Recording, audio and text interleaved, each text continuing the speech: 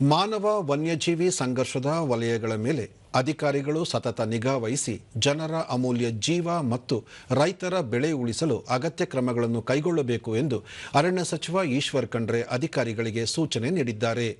ಚಿಕ್ಕಮಗಳೂರು ಜಿಲ್ಲೆಯಲ್ಲಿ ಆನೆ ಹಾವಳಿ ಹೆಚ್ಚಾಗಿರುವ ಕುರಿತಂತೆ ಇಂದು ಬೆಳಗ್ಗೆ ವಿಡಿಯೋ ಕಾನ್ಫರೆನ್ಸ್ ಮೂಲಕ ಉನ್ನತ ಅಧಿಕಾರಿಗಳೊಂದಿಗೆ ತುರ್ತು ಸಭೆ ನಡೆಸಿದರು.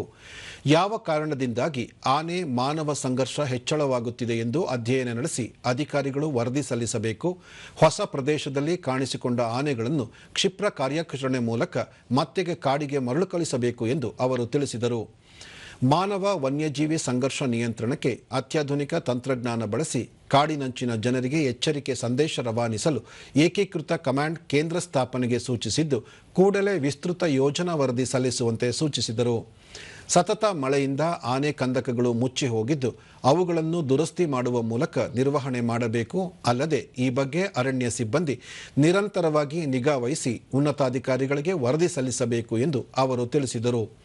ವರ್ಚುವಲ್ ಸಭೆಯಲ್ಲಿ ಅರಣ್ಯ ಪಡೆ ಮುಖ್ಯಸ್ಥೆ ಮೀನಾಕ್ಷಿ ನೇಗಿ, ಮುಖ್ಯ ವನ್ಯಜೀವಿ ಪರಿಪಾಲಕ ಪಿಸಿ ರೇ, ಉನ್ನತಾಧಿಕಾರಿ ಮನೋಜ್ ರಾಜನ್ ಮತ್ತಿತರರು ಪಾಲ್ಗೊಂಡಿದ್ದರು.